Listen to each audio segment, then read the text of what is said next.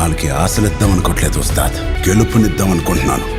Ram Charan Peddi movie review. ఈ మూవీని థియేటర్లో చూడలేదు, ఇప్పుడు ఓటీటీలోకి వచ్చిన తర్వాత చూడడం జరిగింది.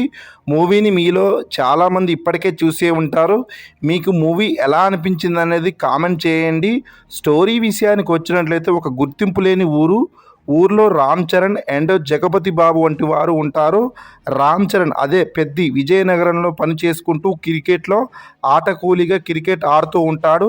అప్పల్ సూరి అదే జగపతి బాబు వాళ్ళ ఊరు కోసం రైలు తేవాలని గవర్నమెంట్ ఆఫీసుల చుట్టూ తిరుగుతూ ఉంటాడు.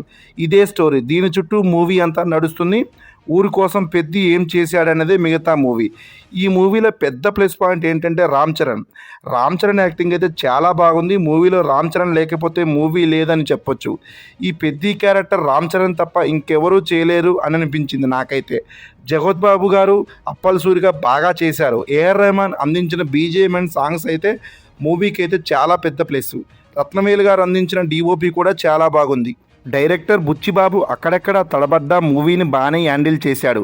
మరీ రంగస్థలం అంత కాకపోయినా కానీ మూవీ బాగుంది. రీసెంట్ టైంలో జనాలను థియేటర్కి రప్పించిన మూవీ. టాలీవుడ్ హిట్స్ లేక కష్టాల్లో ఉన్నప్పుడు మూవీ వచ్చి హిట్ అయింది. మీలో ఈ మూవీని ఇప్పటికే చాలామంది చూసుంటారు. మీకు మూవీ ఎలా అనిపించిందో అన్నది కామెంట్ చేయండి. ఇంకా ఈ మూవీని ఎవరైనా చూడకపోతే నెట్ఫ్లిక్స్లో స్ట్రీమ్ అవుతుంది, చూసేయండి. వీడియో నచ్చినట్లయితే లైక్ చేయండి. అదేవిధంగా మన ఛానల్కి ఎవరైనా కొత్త వాళ్ళు వచ్చి ఉంటే వెంటనే మన ఈ ఛానల్ని సబ్స్క్రైబ్ చేసుకొని బెల్ ఐకాన్ అనేది ఆన్లో పెట్టుకోండి. Thanks for watching. జై హింద్.